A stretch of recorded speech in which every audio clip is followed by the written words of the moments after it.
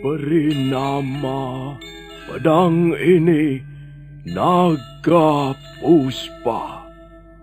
Selamatkan dia. Jangan sampai jatuh ke tangan pendekar berwatak jahat.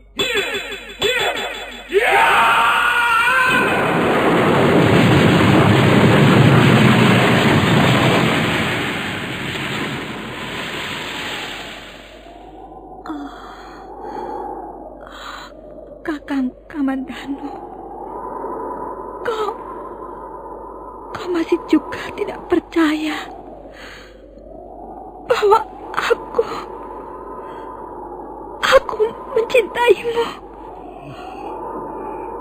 Mesin, maafkan aku, Mesin. Mesin, Mesin!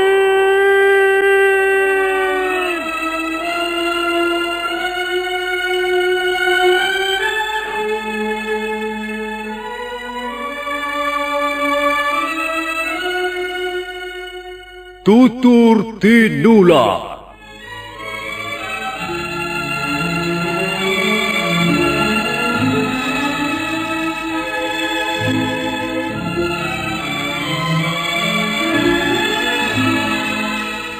Sebuah sandiwara radio serial, produksi Sanggar Cerita dan teater Sanggar Prativi.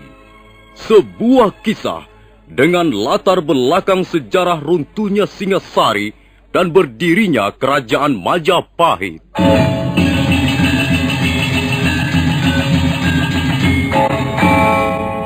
Sandiwara ini didukung oleh pemain-pemain radio yang sudah ternama. Ferry Fadli, Ivone Rose, dan Eli Ermawati.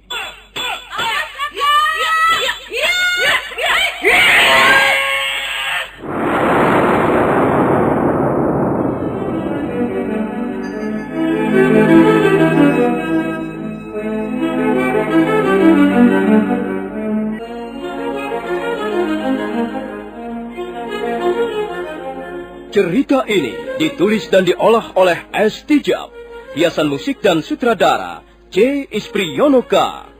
Kali ini mempersembahkan episode ke-10 dengan judul Pemberontakan Rangga Lawe.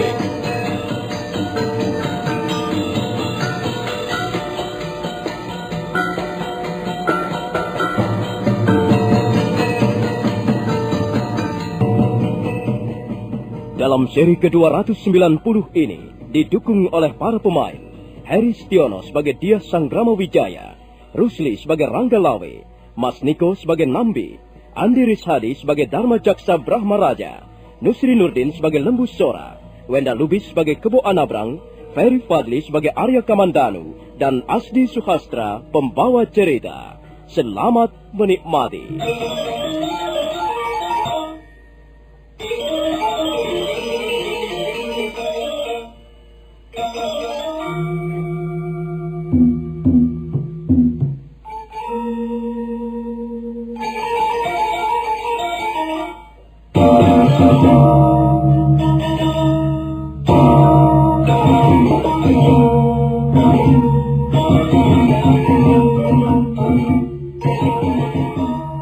Suasana di Balai Paseban Agung Istana Majapahit panas terasa. Ketegangan semakin menjadi-jadi. Rangga Lawe nampak sudah nekat sekali. Kata-katanya meluncur dengan jelas dan bernada kasar. Sang Prabu Kertarajasa Jayawardana kelihatan sangat prihatin melihat sikap dan tindak tanduk Rangga Lawe. Sebenarnya beliau sangat menyayangi Rangga Lawe. Karena itu beliau selalu berusaha untuk bersikap lemah lembut.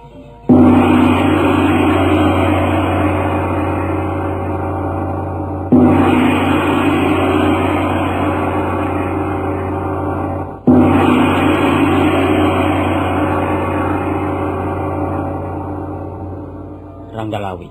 Iya, Gusti Prabu. Baru saja kau mengatakan bahwa kau ingin meluruskan ketidakadilan. Kalau begitu, kau menganggap bahwa apa yang telah menjadi keputusanku itu tidak adil. Benar, Gusti Prabu. Selama Gusti Prabu masih menganggap Nambi pantas duduk menjabat sebagai Reklian Mahapati, maka hamba tetap mengatakan bahwa hal itu tidak adil, Gusti Prabu. Nambi bukanlah orang yang tepat untuk menduduki jabatan itu, Gusti Prabu. Nambi adalah seorang perwira yang tidak becus bekerja. Tangannya selalu bersih dari darah musuh. Segala kelakuan dan tindak tanduknya hanya demi menguntungkan dirinya sendiri saja. Ampun, Gusti Prabu. Sesungguhnya Nambi bukanlah orang yang berjasa untuk Majapahit. Ampun, Gusti Prabu. Sebenarnya hamba sudah tidak dapat lagi menahan hati hamba. Hamba sudah tidak sabar lagi. Tapi mengingat kita semua harus menghormati Balai Paseban Agung ini, maka hamba terpaksa menahan diri. Ampun, Gusti Prabu. Apa yang baru saja dikatakan Ranggalawe sungguh-sungguh sudah membuat geger suasana ini. Tapi Gusti Prabu, sebaiknya kita mintakan pendapat kepada Rekrian Darmajaksa Brahmaraja. Semenjak tadi hamba lihat beliau diam saja. Barangkali beliau mempunyai pendapat atau saran-saran, sehingga suasana panas ini dapat berubah kembali menjadi dingin dan tenang. Baiklah, Paman Nambi. Rekrian Darmajaksa Brahmaraja. Iya, Gusti Prabu.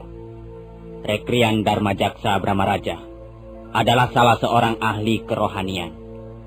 Kami yakin Bapak mempunyai pandangan yang luas. Kami yakin Bapak mempunyai wawasan yang luas. Sekarang ini, teman-teman kami sedang berselisih paham. Kami mohon Bapak Darmajaksa sudi memberikan pengarahan ataupun nasihat-nasihat. Ampun, Gusti Prabu. Perkenankanlah hamba berbicara dengan Ranggalawe.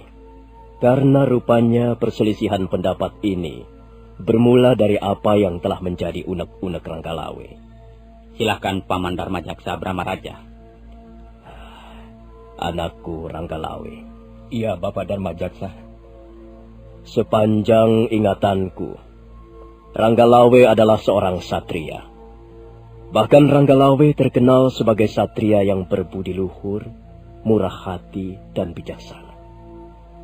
Seorang satria baru bisa disebut satria kalau dia dapat memberikan dharma seorang satria. Sebaliknya, seorang satria yang tidak mampu memberikan dharma satria, dalam waktu yang singkat, dia akan berubah menjadi seorang denawa atau buta. Nah, kau tahu bukan Ranggalawe, apa itu denawa atau buta? Denawa atau buta juga bisa disebut raksasa. Raksasa itu adalah seorang manusia yang bertubuh besar. Besar tubuhnya, besar nafsunya, tapi sangatlah sempit penalarannya. Nah, itulah sebabnya seorang raksasa perbuatannya selalu ngawur. Tata krama dia tidak tahu. Apa saja diterjang. Pagar ayu dirusak. Kalau berjalan nubras-nubras seperti halnya babi hutan. Nah, saya yakin Ranggalawe tidaklah seperti itu. Ranggalawe adalah seorang satria berbudi luhur. Karena itu dia pasti bisa menggunakan akal pikirannya secara baik. Nah, apa yang diributkan ini tadi sebenarnya hanyalah soal jabatan. Kau merasa tidak puas karena Nambi dijadikan patih. Lalu kau berontak, tidak terima. Dan kau lalu menumpahkan unek-unekmu di depan Gusti Prabu Kertarajasa Jayawardhana. Ya, barangkali apa yang kau katakan ini benar, Ranggalawe. Walaupun aku yakin tidak seluruhnya benar. Sebab harus kau ingat, seorang satria sejati tidak akan membiarkan dirinya larut dalam keserakahan dan kesombongan. Dia tidak akan mau berebut rejeki ataupun berebut pangkat. Seorang satria adalah seorang manusia yang menjadi kekal. Karena itu Ranggalawe, janganlah hanya mengumbar hawa nafsumu. Ingatlah, kita ini hanyalah seorang kawula. Kita mempunyai junjungan. Kita mempunyai raja. Kita mempunyai pemimpin. Kita tidak bisa bertindak atas dasar kemauan dan keinginan kita sendiri-sendiri. Apa jadinya jalan pemerintahan Majapahit kalau para tokohnya berbuat sekehendak hatinya sendiri-sendiri? Sudahlah Ranggalawe. Hentikanlah pikiran-pikiranmu yang kacau balau itu. Tataplah wajah Gusti Prabu. Pandanglah wajah Sang Prabu Kertarajasa Jayawardhana. Hormatilah kata-kata beliau. Kita hanya seorang kawula. Dan kewajiban seorang kaula ialah mengabdi kepada Ratu Gustinya. Sebentar, Bapak Dharma Jaksa Brahma Raja. Ya, bagaimana Ranggalawe? Saya tidak bisa berbicara berputar-putar, Bapak. Marilah kita bicarakan secara terang-terangan dan belak-belakan saja. Sekarang ini, saya sedang mengalami rasa tidak puas. Dan saya hanya seorang manusia biasa. Sekalipun Bapak Dharma Jaksa Brahma Raja mengatakan bahwa saya adalah seorang satria. Bukankah seorang satria adalah juga manusia biasa? Benar. Benar. Seorang satria pun seorang manusia biasa. Tapi sudah kukatakan bahwa seorang satria adalah seorang manusia kekasih para dewa. Segala tindakannya pastilah mencerminkan kebijaksanaan, keadilan, dan kearifan. Saya tidak bisa menerima pendapat seperti itu, Bapak Dharma Jaksa Brahma Raja. Saya mempunyai alasan mengapa saya tidak bisa menerimanya. Bagi saya seorang satria justru harus berani berbuat jujur kepada dirinya sendiri. Seorang satria tidak boleh menutup bau-bauan yang tidak sedap aromanya. Jika seorang satria sudah mau mengkhianati hati nuraninya, maka pada saat itu dia sudah berhenti menjadi satria, Bapak. Sebab dia sudah takut, dia sudah gentar, dia tidak berani berkata benar. Dia menjadi bebek. Entah apa yang menjadi alasannya. Mungkin takut kehilangan hidup mewah. Tapi yang jelas dia sudah tidak berani mewakili rasa kebenaran dan keadilan di muka bumi ini. Seorang satria seperti itu, sekalipun menjadi kekasih para dewa di atas langit, dia tidak lebih dari seorang manusia yang tidak bermutu. Nambi itulah! Nambi itu contohnya! Sudahlah Ranggalawe, cukup, sudah. Ampun Gusti Prabu. Nampaknya Ranggalawe adalah seorang yang cukup alot. Ampun Gusti Prabu. Nampaknya kata-kata hamba tidak lagi mempan. Sekarang semuanya hamba serahkan kembali ke tangan Gusti Prabu Kertarajasa. Sekali lagi hamba mohon ampun Gusti Prabu. Ampun Gusti Prabu. Maafkanlah kami, karena kami telah berselisih paham, sehingga suasana Balai Paseban Agung ini terganggu. Tapi biarkanlah persoalan ini kami selesaikan sendiri. Ini adalah persoalan pribadi antara saya dengan Ranggalawe. Biarlah kami berdua yang akan menyelesaikannya. Nah, Ranggalawe, kau mau berkata apa lagi, Nambi? Semenjak tadi, kau telah habis-habisan memaki-maki aku di depan para hadirin. Kau katakan Nambi adalah seorang pengecut, seorang perwira yang tidak becus bekerja. Tangannya bersih oleh darah musuh. Baik, baik. Tapi Nambi bukanlah seperti orang yang baru saja kau katakan, Ranggalawe. Aku adalah seorang pendekar dari Lamajang. Bagus, bagus, Nambi. Sekarang apa maumu? Ingin mengadu kesaktian dengan Ranggalawe? Ayo, pilih harinya. Tentukan tempatnya. Kapan dan di mana saja kita bisa berlaga. Aku tidak sudi melayani kesombonganmu, Ranggalawe. Dengar. Kalau kau memang benar-benar jantan sejati, pulanglah ke Tuban. Kerahkanlah orang-orangmu dan berontaklah terhadap Majapahit. Nanti kita akan bertemu di medan peperangan. Babo. Bagus, Nambi. Usulmu cukup gitu. Baik. Kita pasti akan bertemu di medan peperangan. Ampun Gusti Prabu. Hamba terpaksa meninggalkan Balai Paseban Agung ini. Setelah menepuk pahanya keras, Ranggalawe segera bangkit dan bergegas melangkah meninggalkan Balai Paseban Agung.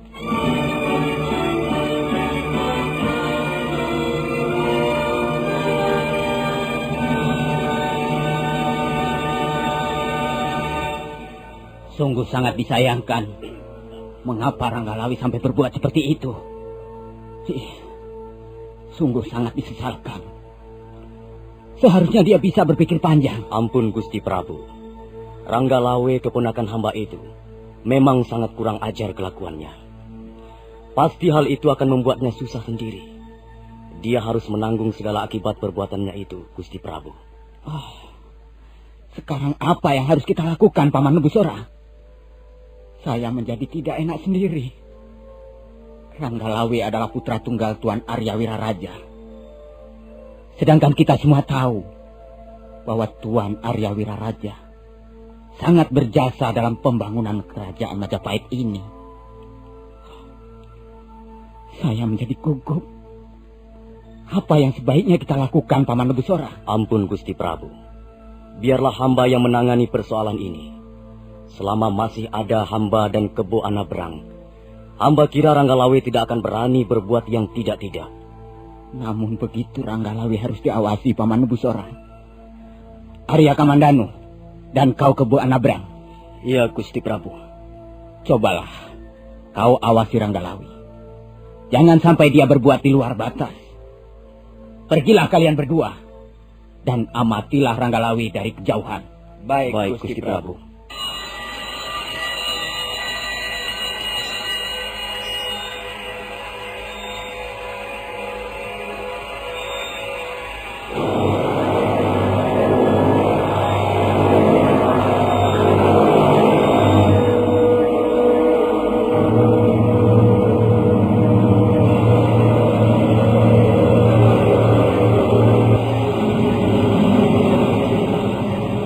Sementara itu, Ranggalawe terus bergegas meninggalkan Balai Paseban Agung. Dia melangkah ke arah samping istana menuju ke Taman Sari. Ranggalawe nampak sangat marah dan geram. Wajahnya merah padam, bibirnya bergetar menahan hawa amarah. Mendadak dia melompat, tangannya meraih sebuah pot kembang. Apa artinya semua ini? Tak ada gunanya aku bercokol di Majapahit. Rupanya tidak ada yang sudi mendukung pendapat-pendapatku. Semuanya seperti bebek. Semuanya mencela perbuatanku. Mereka semuanya sudah tidak jujur terhadap dirinya sendiri. Melihat ketidakadilan seperti ini, mereka hanya membungkam 1000 bahasa. Berdebat! Aku tetap tidak rela melihat Nambi duduk keongkang-ongkang di atas kursi Rekrian Mahapati. Oh, semuanya berjiwa pengecut, penakut, kutu busuk.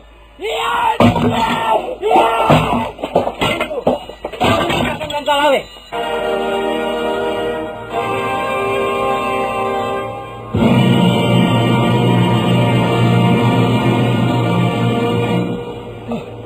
Kau Kebo Anabrang? Kau juga Arya Kamandanu? Oh, mau apa kalian mengikuti aku? Sabar Kakang Ranggalawe. Jangan marah-marah begitu. Marilah kita bicarakan persoalan ini secara baik. Tidak biasanya Kakang Ranggalawe marah-marah seperti ini. Tutup mulutmu, Kamandanu. Aku tidak butuh nasihat siapapun. Hentikan Kakang Ranggalawe. Hentikan kataku. Apa Kebo Anabrang? Kau berani melarang aku berbuat sesuatu di istana Majapahit ini? Kau tahu siapa Ranggalawe? Aku tahu siapa dirimu, Kakang Ranggalawe. Semua orang tahu Kakang Ranggalawe adalah orang yang sangat berjasa dalam pembangunan Majapahit. Tapi tidak sepantasnya Kakang berbuat seperti ini. Apa salahnya pot-pot kembang ini? Apa salah mereka sehingga Kakang hancurkan? Kakang harus bisa menahan diri sedikit. Pergi kau Kebo Anabrang. Jangan turut campur urusanku ini.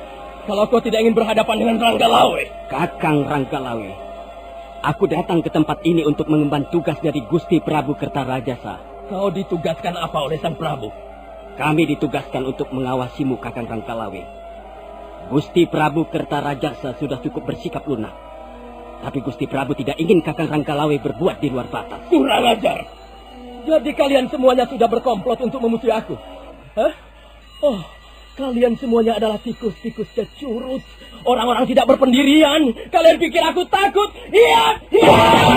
Kakang Ranggalawe, kalau Kakang masih juga berbuat seenaknya, kalau Kakang masih juga mengacak-acak isi taman ini, aku terpaksa melakukan jalan kekerasan. Oh, kau berani menentang aku Kebo Anabrang? Kau anak kemarin sore berani menentang Ranggalawe? Apa yang kau andalkan? Hei, Kebo Anabrang! Aku bukan anak kemarin sore, Kakang Ranggalawe. Sama seperti halnya Kakang Ranggalawe, aku pun sudah cukup kenyang makan garamnya peperangan. Aku sudah kenyang membunuh musuh-musuh dalam medan pertempuran. Kakang tidak perlu menggertakku, tidak perlu mengancam Kebo Anabrang. Kalau Kakang masih juga berbuat kurang ajar di taman ini, maka Kakang harus berhadapan dengan Kebo Anabrang. Parat, setan alas Kebo Anabrang, kubunuh kau! Sabar Kakang Ranggalawe, sabar. Sudahlah adik Kebo Anabrang, sudah. Hentikan perselisihan yang tidak membawa manfaat ini. Mengapa kita harus bertarung di antara sesama teman sendiri? Percayalah, semua ini tidak akan ada gunanya. Cepat kalian pergi dari sini. Kalau tidak, kalian akan menanggung akibatnya. Kebuana Brang, mengapa matamu mendelik-delik seperti itu? Hah? Oh, kau benar-benar ingin bertarung melawan Ranggalawe? Ranggalawe, bukan hanya kau yang bisa membentak-bentak orang. Aku pun bisa berkata-kata kasar padamu. Tutup mulutmu. Hei, Kebuana Brang. Dan cepatlah minggat dari tempat ini. Jangan ganggu aku. Tidak. Sejengkal pun aku tidak akan beranjak dari tempat ini. Aku mengemban tugas dari seorang raja. Kau sudah dianggap sebagai seorang perusuh istana Majapahit. Sepak terjangmu harus diawasi. Aku tidak akan membiarkan kau menghancurkan isi taman ini. Bukan isi taman ini yang sekarang akan aku hancurkan. Tapi kepalamu. Kepalamu, Kebuana Brang. Ya!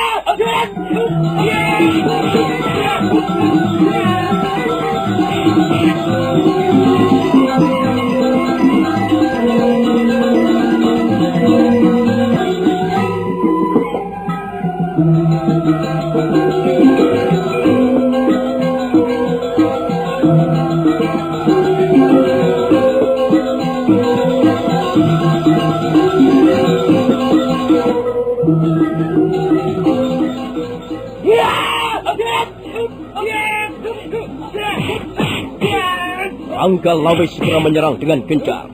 Tapi Kebuana Brang adalah juga seorang panglima perang muda yang cukup berpengalaman. Pada saat penyerbuan ke Suara Bumi, ketika zaman pemerintahan Prabu Kertanegara, Kebuana Brang juga ikut memimpin pasukan. Karena itu dia tidak segera menjadi gugup melihat serangan-serangan Ranggalawe yang datang bertubi-tubi. Sementara itu Arya Kamandanu menjadi kebingungan. Untuk sesaat lamanya dia hanya melihat saja jalannya pertarungan. Nah, saudara pendengar, bagaimanakah kisah selanjutnya? Apakah yang akan dialami oleh Ranggalawe? Silakan menunggu seri berikutnya. Sampai jumpa.